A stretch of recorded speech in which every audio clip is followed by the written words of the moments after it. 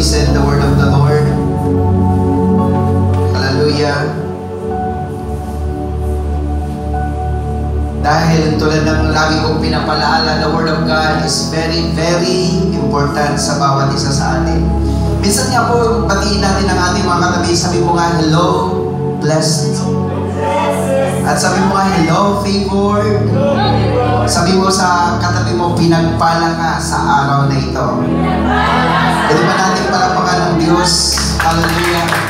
Brethren in Christ, before we listen the word of the Lord, kinasanayan natin, kinaugalian natin, kinagawian natin ang magdeklara ng mabubuting bagay dahil we are the prophet of our own life, brethren in Christ.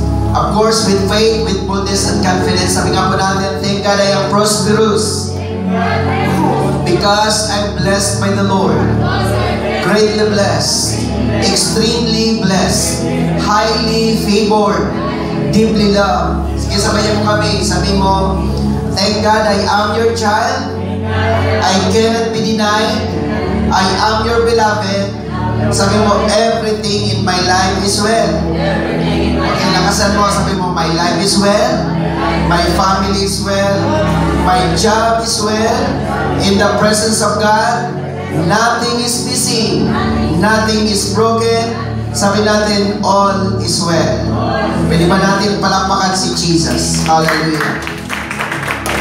At ito po ang pinakamagandang desisyon na ating pong ginawa sa araw na ito na paglingkuran ang ating Panginoon. Sasadaya po, brethren in Christ, ang ating series about the attributes of God, which entitled Who He Is Within Us. At we're still here in Book 3 na kinuha po natin sa Psalms 57:1. Be merciful and gracious to me, O God, be merciful and gracious to me, for my soul takes refuge and finds shelter and confidence in you.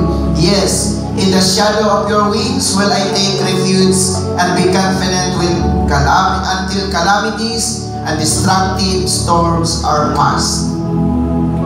Let us review sa ating pong mga tinalakay. Part 1, tinalakay natin siya ang Diyos ng katiyakan. He is the God of assurance in Proverbs 3:26. And part 2, siya ang Diyos ng kasiguruhan. He is the God of guarantee in Psalms 19:9. And that was last Sunday. Tinalakay po natin ang acronym din pong DPW. First point, we have His guaranteed justice. Second point, we have His guaranteed deeds. And third point, we have His guaranteed promises. And fourth point, we have His guaranteed words. And these are the acronym of JDPW: justice, deeds, promises, and words. And today, we're now here in part 3, entitled, Siya ang Diyos ng Kalakasan. He is the God of strength in Psalms 28:7. Let us read, brethren in Christ. Ang Panginoon ay aking kalakasan at aking kalasag. Ang aking puso ay tumiwala sa Kanya at ako'y nasakluluhan, kaya't ang aking puso ay nagagalak na mainam at aking pupurihin siya ng aking awit. The Lord is my strength and my impenetrable shield. My heart trusts in, relies on, and confidently leans on Him, and I am helped. Therefore my heart greatly rejoices, and with my song. Sinasabi po dito ng salmista, mga kapatid, na ang Panginoon ang kalakasan. Siya yung kalasag. Siya po yung ating protection. Siya po yung ating shield. Brethren in Christ, whether we like it or not, tayong lahat ay nakakaranas minsan ng panghihina.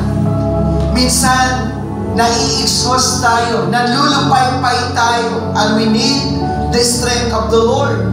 Kasi hindi tayo makakapagpatuloy sa buhay na ito kapag tayo ay hindi pinagkalooban ng Diyos ng kalakasan.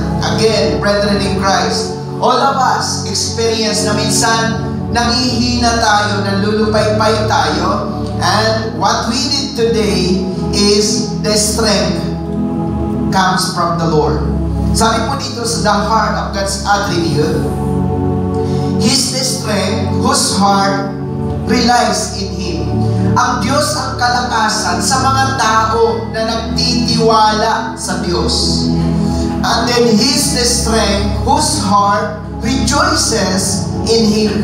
Siya ang kalakasan ng mga tao na nagagalak na maglingkod sa Diyos, nagagalak na sumamba sa Diyos, nagagalak na sumampalataya sa Diyos. And of course, is the strength whose heart rivers in Him. Ibig sabihin ng rivers, sumasamba sa Panginoon. Kaya if you are worshiping the Lord, God will strengthen you. Amen? Kaya tayo po ay patuloy na magtiwala, patuloy na malugod, magalak sa Kanya, at tayo ay patuloy na sumamba sa Kanya.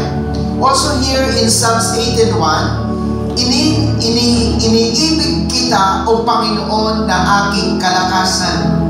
To the chief musicians, a Psalms of David, the servant of the Lord, who spoke the words of this song to the Lord on the day when the Lord delivered him from the hand of all his enemies and from the hand of Saul. And he said, sabi po ni David, I love you fervently and devotedly, O Lord, my strength. Dahil si David, napakarami ng kanyang mga kaaway, marami ang kanyang mga kalaban. At even the King Saul, ay against sa kanya. At ang sabi ni David, Lord, iniibig kita sapagkat pinalakas mo ako. All that we can respond sa Diyos ay mahalin ang Panginoon in return. And also here in 1 Timothy, brethren in Christ, 1:12, sabi niya, nagpapasalamat ako sa Kanya, sabi ni Pablo, na nagpapalakas sa akin kay Kristo Jesus na Panginoon natin sapagkat ako'y inari niyang tapat na ako'y inilagay sa paglilingkod sa Kanya. Sabi niya, I give thanks to Him who has granted me the needed strength and made me able for this. Christ Jesus our Lord, because He has judged and counted me faithful and trustworthy, appointing to me this stewardship of the ministry. So dito makikita po natin maging si Pablo. Ang sabi niya, nagpapasalamat ako sa iyo, Lord, dahil binigyan mo ako ng sapat na kalakasan sa paglilingkod. Sa mga naglilingkod kay Lord, dumarating talaga ang punto din na nanlulupay-pay tayo, parang wala na tayong ganang maglingkod sa Diyos. We wanna give up. Gusto natin na bumigay. Pero sabi po ulit ni Pablo, I give thanks to God who granted me the needed strength. Sabi mo sa katabi mo, palalakasin ka ng Panginoon. Sige, kausapin mo naman. Alam ko naman hindi mo kaaway yan. Sabi mo, palalakasin ka ng Panginoon. Kaya kung nakakaranas tayo ng kalakasan sa Diyos, ang pwede natin gawin sa Panginoon ay mahalin siya. Tama?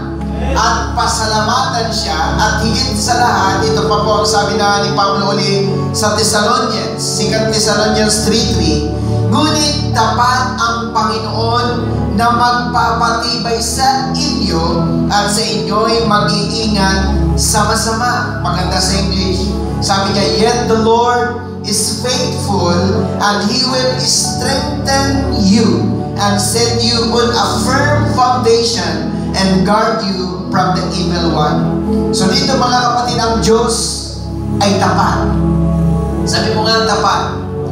Diba sabi ko nga, lagi ko sinasabi sa inyo, pag binasa natin ang salitang tapat, taas, pababa, tapat. Baba, pataas, tapat pa rin. Kanan, pakaliwa, tapat. Kaliwa, pakanan, tapat pa rin. Alam niyo po ba ang spelling ng tapat? So in any situation ng buhay natin, maaasahan mo ang Diyos na sinasamba mo, ang Diyos na pinaglilingkaran mo ay magiging tapat. Tapat saan? Na palakasin ka sa bawat oras. Palapakan natin siya. Amen? In Colossians 1:11, na kayo'y palakasin, this is the prayer of Paul, na kayo'y palakasin ng buong kapangyarihan ayon sa kalakasan ng kanyang kalwalhatian sa buong pagtitiis at pagpapainuhod na may galak. Sabi niya, we pray that you may be invigorated and strengthened with all power according to the might of His glory, to exercise every kind of endurance and patience, perseverance and forbearance with joy. Nandiyan na lahat. Nakikita niyo po? Hallelujah! Endurance na, patience pa, perseverance pa, forbearance pa. Ano pa hanapin mo? Sabi ng Bible, I pray na ikaw ay habang nagtitiis, nagpapatuloy kay Lord, God will empower you and strengthen you. In Ephesians 6:10, sabi po dito, sa katapos-tapusan, sabi mo nga, sa wakas. This is the conclusion. Tulad nga po ng sinasabi natin, mahaba man ang prosesyon, praise God, simbahan pa rin. Haba-haba ng ating journey sa buhay, isa pa rin ang end. Hallelujah. Ang Diyos pa rin ang ating babalikan. Kaya sabi ni Pablo, sa katapos-tapusan, say, magpakalakas kayo sa Panginoon at sa kapangyarihan ng Kanyang kalakasan. In conclusion, be strong in the Lord, be empowered through your union with Him, through your strength from Him, that strength which His boundless might provides. Mga kapatid, kumuha tayo ng lakas kapag tayo ay nangihina. Sabi mo nga sa katabi mo, humugot ka ng lakas. Hallelujah. Hindi po sasabihin mo, ayoko na, pagod na ako, susuko na ako. Mga kapatid, humugot tayo ng lakas sa Panginoon so that we can continue, so that we can move on para tuloy-tuloy tayo sa Panginoon. Amen? So, 4 na W. Ang kailangan natin, ang kalakasan ng Panginoon. Number 1, first attribute or attribute number 1, He is our strength in times of weakness. Ikaw, ako, tayo lahat ay may kanya-kanyang kahinaan. Sabi nga po natin, kahinaan. So tayo ay may kanya-kanyang kahinaan. Para mapagtagumpayan ang kahinaan, kailangan natin ang kalakasan ng Diyos. 2 Corinthians 12:9, sabi po ni Pablo, at siya'y nagsabi sa akin, ang aking biyaya ay sapat na sa iyo, sapagkat ang aking kapangyarihan ay nagiging sakdal sa kahinaan. Kaya't magkos akong magmamapuri na may malaking galak sa aking kahinaan upang manahan nawa sa akin ang kapangyarihan ni Kristo. But He said to me, my grace, my favor, and loving kindness and mercy is enough for you, sufficient against any danger, and enables you to bear the trouble manfully, for my strength and power are made perfect, fulfilled, and completed, and show themselves most effective in your weakness. Tingin kayo sa akin, mga kapatid. Si Pablo, bagamat siya po ay lingkod ng Diyos, still, siya po ay may kahinaan. Sabi mo sa katabi mo, may kahinaan ka. So lahat tayo may kanya-kanyang kahinaan. At anumang kahinaan mayroon tayo, sabi po ng Panginoon, my grace is sufficient for you. Ibig sabihin, sapat ang biyaya ng Diyos para tayo palakasin. Amen. Kasi sabi ni Pablo, kung saan siya mahina, doon siya pinapalakas ng Panginoon. Of course, for Him to overcome. Palakpakan natin si Jesus. Amen. Hallelujah. Tulad ng sinasabi ko, kung kahinaan mo ang problema, palalakasin ka ng Diyos.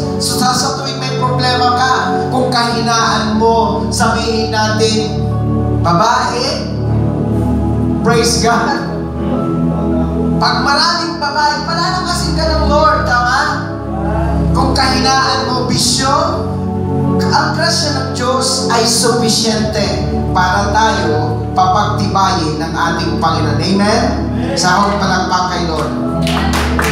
Kaya tayo mga kapatid, one thing for sure, in every weakness that we have, God will empower you, strengthen you to overcome. Amen? Sabi mo, I like that. Pangalawa, mga kapatid, hallelujah.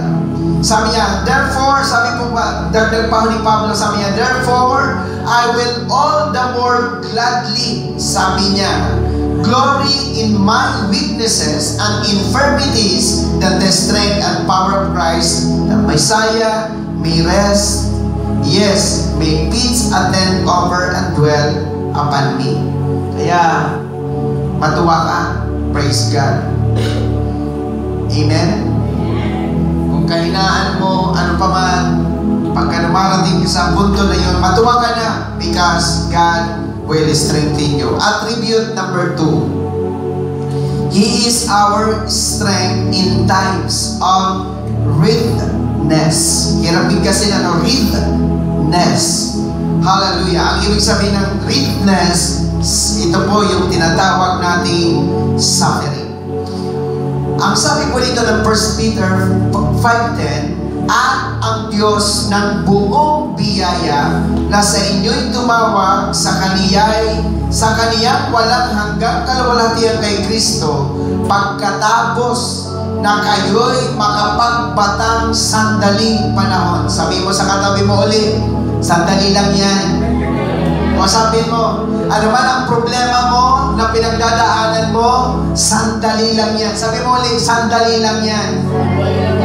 Sabi dito, pagkatapos na kayo'y makapagbatang sandaling panahon, ay siya rin ang magpapasagdal, magpapatibay, at magpapalakas sa inyo. And after you have suffered a little while, the God of all grace, who imparts all blessing and favor, who has called you to His own eternal glory in Christ Jesus, will Himself complete and make you what you ought to be, established and grant you securely, and strengthen and settle you.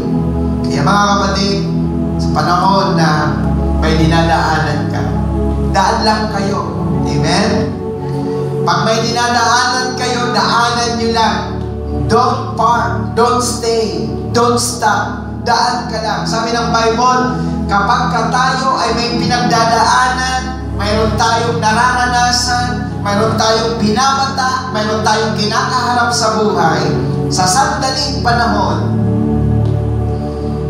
God will establish and strengthen and settle you. Sabi mo nga sa katabi mo, hindi ka patitinag. Sige, palakpakan po natin si Jesus. Kaya sa mga born again, hindi, walang puwang yung pag-iba, pagsuko, because God is able na tayo ay Kanyang palakasin. Attribute number 3. He is our strength in times of worriness. Diba? Nangangamba tayo. Lagi tayong nag-aalala. Marami tayong wino-worry na anong mapanganta mo, ano ang gagastusin, paano kaya ako bukas, ano kaya ang aking mararanasan o kakaharapin bukas. So, we worry everything sa buhay. Pero sabi ng Bible, He is our strength in times of our worriedness. Basa tayo. Psalms 46:1, ang Diyos ay ating ampunan at kalakasan, handang saklulo sa kabagabagan. Sabi po dito sa English, to the chief musician, a song of the sons of Korah, set to treble voices, a song. God is our refuge and strength, mighty and impenetrable to temptation, a very present and well-proved help in trouble. Kaya kapag tayo ay mayroong tinatawag na mga worries, amen? Hallelujah. The Lord, ang Tagalog maganda kapag-apagan kapag nagwo-worry ka, praise God, asahan mo na andon ang very present and well-proved help in trouble. Ang Diyos ay laging nariyan. May ibaro sa mga attention ng mga bisita natin, mga baguhan natin kasama. Tandaan po ninyo na iwanan ka man ang buong pamilya mo, iwanan ka man ang mga kaibigan mo, iwanan ka man ang minamahal mo, sa langan siya, hindi ka iiwanan ng Panginoon. Amen? He will never leave you. Kasi, sabi ko nga, sa mundo, walang forever. Walang forever. Kay Lord lang may forever. Kasi, pwedeng mahal mo siya ngayon, mahal ka rin niya ngayon, pero pwedeng magbago bukas. Tama ba? Para wala akong kausap. So, Living Good Church, everything changes. Nagbabago ang lahat. Ang Diyos lang ang hindi nagbabago sa atin. He is the same yesterday, today, and forever. Sabi mo nga kay Jesus, I love you, Lord. Kaya, ita nakakawali king Ginoo, mga kapatid. Hallelujah. Kasi, lakbag ka man, sabi ka sa Kapampangan, iwanan ka man ng kaluguran mo, in Ginoo, hindi ka iwanan. Amen? O sabi mo nga ulit sa katabi mo, I like that. Lagi natin pakatandaan, nagwo-worry tayo. Kaya nga diba sa mga kabataan, sinasabi ko, huwag kayong gagamit ng salitang syota. Proud na proud kapag pinapakilala kang syota ko siya. Syota niya ako. Kasi ang syota is compound word yan. Compound, pinagsamang salita. Nagaling sa short at saka time. Kaya, short time. Kaya kita mo yung mga magsyota, mitong bulan, may kawani na lang. Kasi panandalian lamang. Kaya dapat ang tawag magkatipan.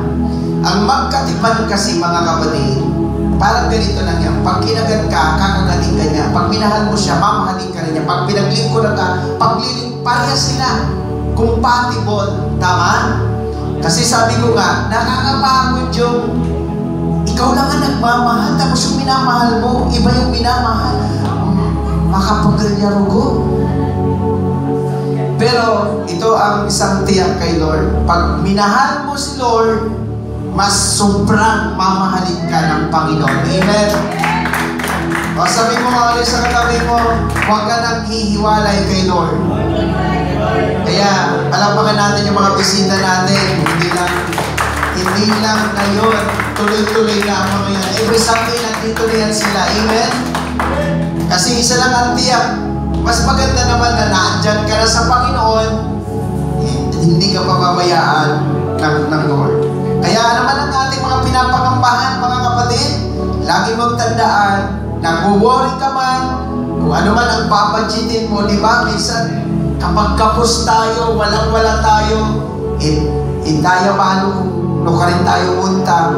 Pero isa lang ang tiyak, si Lord ay laging nandyan para naman ang ating mga agam-agam sa buhay ay ating malagpasan.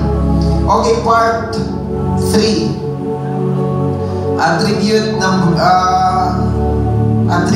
na ba tayo? 4. Patapos na po tayo. Praise the Lord. Hallelujah.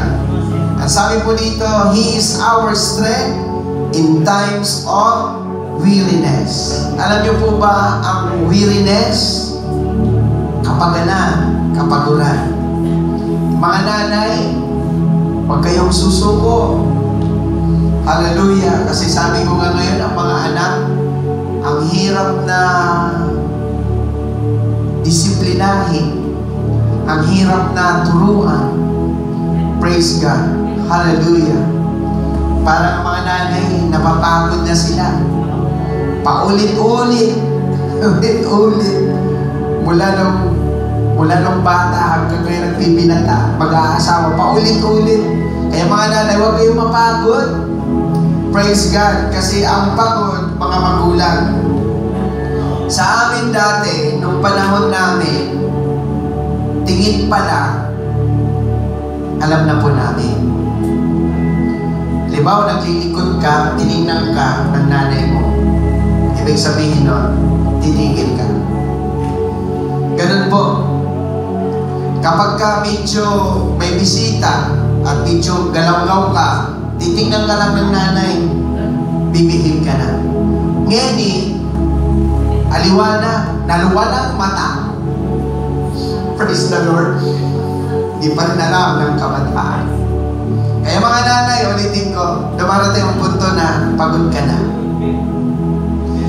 You are, sabi niya, weary.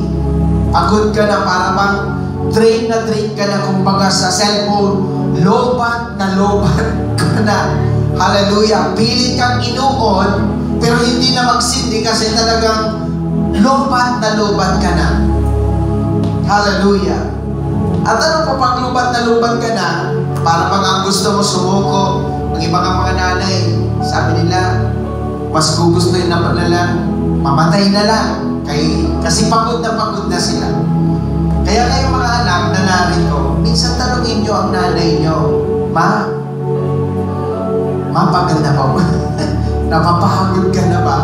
Pag sinabi ng nanay ninyo na, mga kapatid, huwag tayo masyado kasi minsan ang mga anak papasan, pabit-bit na tinatawag. Sabi ko nga, okay, inuulit-ulit ko sa kabataan, kung gusto nyo maagang mamatay, sino may mga nanay pa? Kung gusto nyo maagang mamatay ang magulang nyo, ito ang gagawin nila. Bigyan nyo lagi ng problema. Bigyan nyo lagi ng konsumisyon. Lagi kang magpasaway. Kapag ka lagi kang nagpapasaway na ating principal's office, napaparang kayang nanay mo, huwag kayong mag-alala, hallelujah, imbes na umida ng nanay nyo ng 60, hindi na aabot doon. Because it shorten ng kanilang buhay. Pero ngayon naman, huwag tayong susuko. Dahil maraming kabataan, i-relate natin sa kabataan. Diba ang pagmamahal minsan nakakapagod? Sino po ang napagod na? Kasi alam niyo po sa magkasintahan, bakit nakakapagod? Naandyan yung pag-unawa, pag-intindi, pagpapatawa. Naandyan lahat, ipaulit-ulit, praise God, paulit-ulit, ang paulit-ulit. Sabi ng babae, pagod na ako. So, susuko. So, marami tayong mga kapaguran. Sabi mo sa katabi mo, dami nating kapaguran. Amen? Kaya, ito lang po ang aking pakiusap. Mga kabataan, mga nanay, mapagod ka man, huwag kang bibitaw. May pagal ka man, huwag kang bibitaw. Di ba binigyan ko kayo ng ilustrasyon dati? Isang pamilya, ano sila, 9 na anak. 11 pa ni nanay at saka tatay. Until they are, nagmamigrate sila time to time kasi nagkakaroon ng famine. Ang una nilang dinaanan, mga kapatid, ay alam niyo po ba yung kumunoy? Yung putik na paglubog ka, habang gumagalaw ka, lubog ka ng lubog. Dumaan sila doon. Ang sabi ng tatay, hawak-hawak kamay tayo. Huwag tayong magbibitaw. So, to make the long story short, na tatay, hawak-hawak sila. Nakatawid sila doon sa kumunoy na yon by holding hands. And then second, na kanilang dinaanan, mga kapatid, ay yung gubat na maraming lubog. So ngayon, ang mga lubo kasi dumadaluhong yan kapag wala ka sa ano. So, ang ginawa na sabi ng tatay, magkapit bisig tayo, pamilog tayo ng nakaharap. Ibig sabihin, nakaharap sila. Saan pumunta ang lubo, may nakaharap, pamilog sila. Kapit, hindi na naman ng kapit bisig sila na paikot. So, habang umiikot sila, umuusad sila, so hindi makadaluhog ang mga lubo kasi kahit saan sila pumunta, may nakaharap. Naintindihan niyo ba yung aking ilustrasyon? So, kasi paikot sila. So, in other word, on that forest, nakalagpas sila. And here's come the third na dinaanan nila. Tulay na marupok. Sabi ulit ng tatay, mauuna ako, hawak-hawak tayo ng kamay, pero huwag tayo bibitaw. So nauna ang tatay, dahan ang tatay kasi marupok. So sumunod ngayon ng panganay, sumunod ngayon ang nanay, sumunod ang panganay, ang pinakahuling bunso eh. So ito na, dahan-dahan sila kasi talagang marupok ang tulay. Nung malapit na po ang tatay doon sa kabilang tulay, malapit na doon sa katapusan ng tulay, biglang bumigay ang tulay. At ngayon biglang grinas ng tatay yung dulo ng tulay. At ngayon nakapitay ang tatay, ang nanay, ang pinakahuli, bunso. Hawak ang isang kamay, nakakapit ang isang kamay. Ikaw ngayon, 10 ang hawak mo na tao. Ano ang bigat nun? Isang kamay lang. So, humihingi sila ng parang tulong. Pero ang tatay ay bumitaw. Kasi pag bumitaw ang tatay, lahat sila mamamatay kasi mataas na bangin. Bato ang mamangsakan. So kahit ang tatay ngalay ayaw bumitaw. Kasi the moment na bumitaw siya, patay sila lahat. After an hour, sumisigaw ang bunso. Sabi ng bunso, "Pa, hindi ko na kaya." And bumitaw siya, patay. Ganun ang nangyari sa pangalawa, pangatlo, pang-4, pang-5, pang-6, pang-7, pang-8, pang-9. Napagod sila, bumitaw sila. They were all dead. At ngayon, ang nanay na lang ang may kapit-kapit ng kanyang asawa. Ngayon, napansin, sabi naman ng nanay, sabi niya, "Pa, pagod na ako." Sabi gano'n, gusto na rin bumitaw. At alam niyo po, dahil siyang nakahawak sa kamay ng kanyang asawa, yung tatay, sabi naman ng kanyang asawa, "Huwag kang bumitaw." At biglang binago. Kumbaga nakahawak ang kamay ng babae, biglang ginano ng kamay ng ang may hawak ngayon na yung lalaki. Sabi po, mga kapatid, okay lang kayo dyan? Okay lang?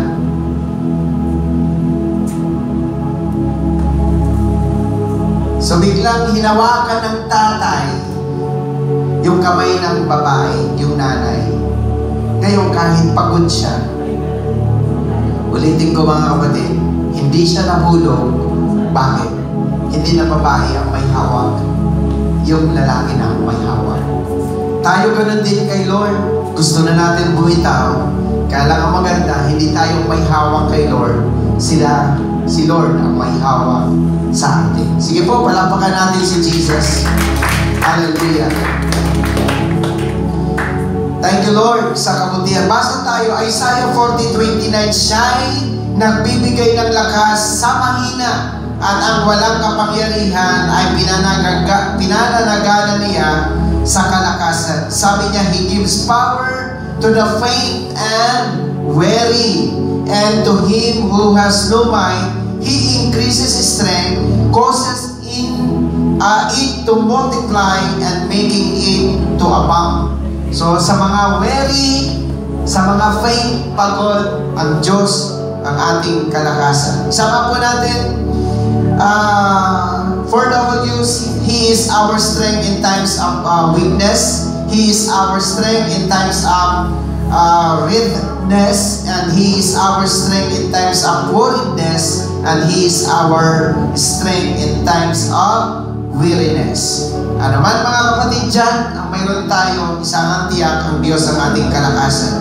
And then last verse, Philippians 4:13, sabi ni Pablo, lahat ng mga bagay ay aking magagawa doon sa nagpapalakas sa akin.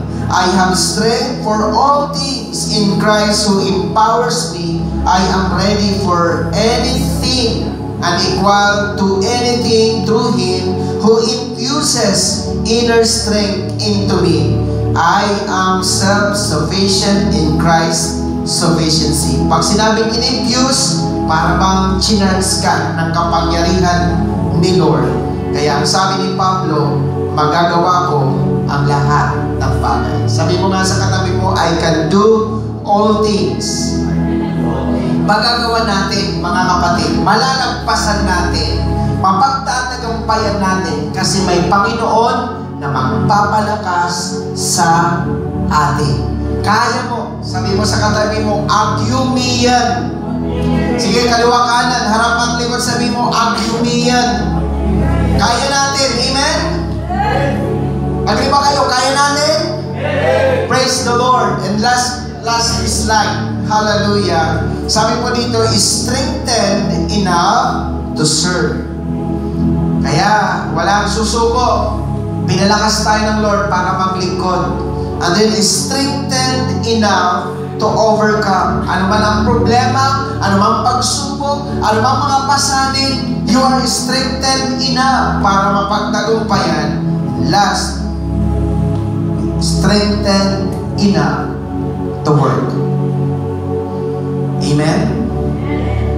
Huwag tayong mapagod sa paggawa. Gawa lang ng gawa. Gawa lang ng gawa. Trabaho lang ng trabaho.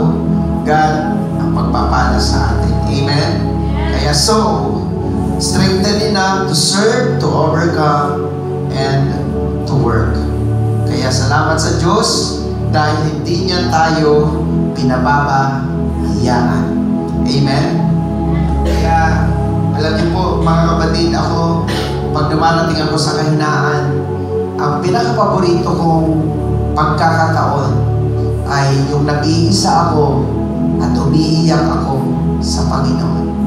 Pag nakaiyak na ako kay Lord, that's the moment that I will experience the strength na galing sa Panginoon.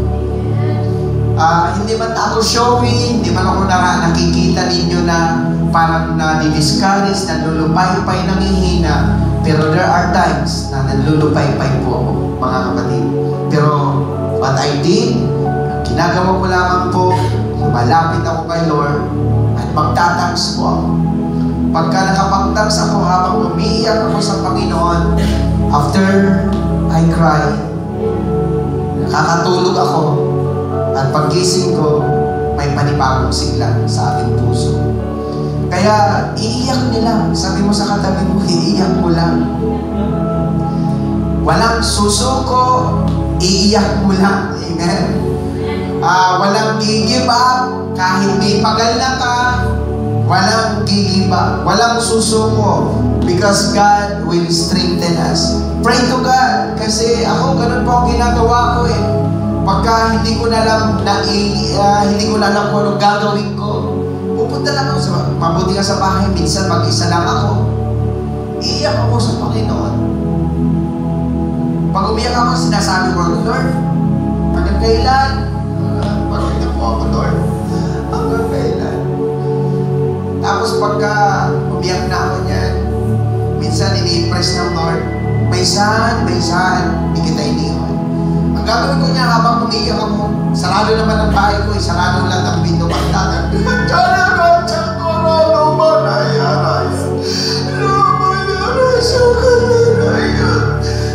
Pag-i-speaking in tongues ako na pag-i-speaking in tongues. After 30 minutes na pag-i-speaking in tongues, hindi ko na mamalayan. Nakatulog ng panakot. Nakakita na po ba kayo ng batang umiiyak? May hinihingi at hindi mo na ibigay. Napansin yung anak mo, tulog na. Nakatulog sa kahihiyan. Kaya parang ganyan ako na parang naglalambing ako kay Lord na ibigay ang bagay na ito na parang nakatulugan ko na lang yung pag-iyak. Habyo, nakikita na ba kayo? Yung batang iyak ng iyak, tapos nakatulog na lang. Okay, titignan ko kayo. Nakita mo yung anak mo na nakatulog. Diba, grabe yung habang ng nanay. Ang awa ng nanay. Awa ka doon. So, yan po yung ginagawa natin sa Panginoon. Just cry. I-release mo lang, iiyak mo lang sa Panginoon. Malalagpasan mo rin yan, kapatid. Minsan sabi ko nga ulit pa sa katabi mo, agyo mo yan. Kaya mo yan, kapatid. Kaya mo yan. May Diyos na laging magpapalakas sa atin. Amen? Sige po, pinig ba tayo tumayo?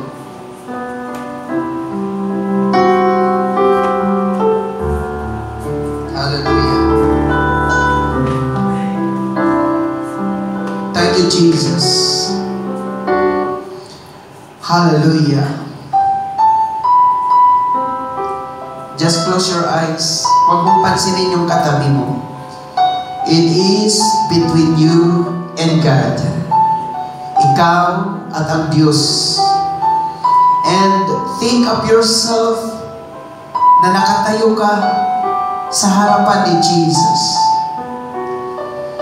At habang nakatayo ka sa harapan ni Jesus, sinasabi mo, Lord,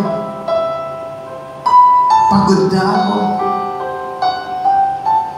Lord, di ko na alam kung ano yung gagawin ko. Lord, parang gusto ko nang sumuko.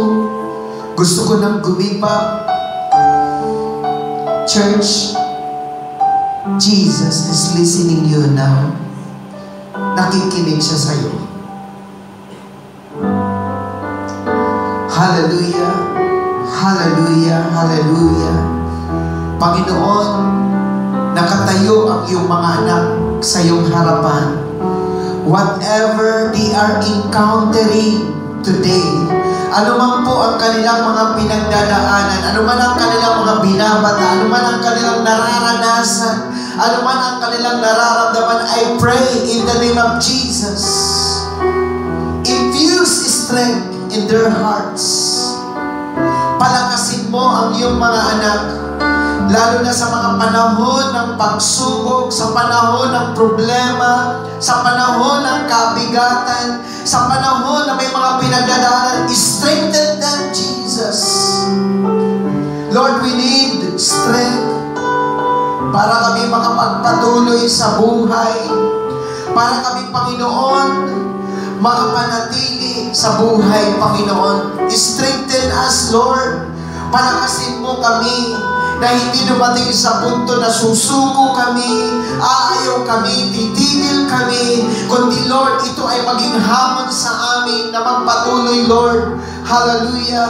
Naniniwala kami na ang bawat isa sa amin na narito may kanya-kanyang problema. Hindi namin alam kung anong sitwasyon nila sa kanilang pamilya. Marahil mayroon silang pinagdadaanan, buong pamilya, Panginoon. Lord, I pray in the name of Jesus, wherever their family, ay dalangin namin, Lord, na kalakasan na nanggagaling sa iyo.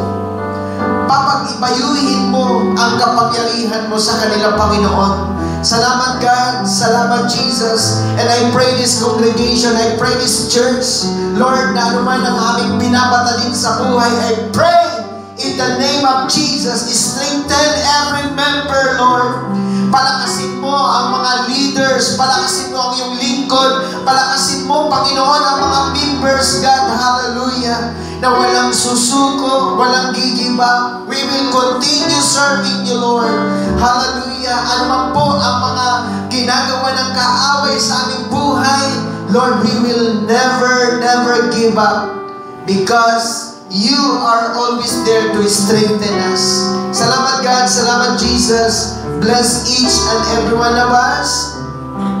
Lahat ng kabataan na narito, i-bless niyo po ang kanilang nanay, i-bless niyo po ang kanilang tatay, i-bless niyo po ang kanilang mga kapatid, i-bless niyo po ang kanilang buong pamilya, Panginoon. Ito, Panginoon, ang araw na ginawa mo para sa kanila. And I declare, decree, that the blessing will be upon them in the name of Jesus. And I pray, God, that they will encounter you personally, Jesus. Maranasan kanila ng personal, Panginoon. Maramdaman kanila, Panginoon.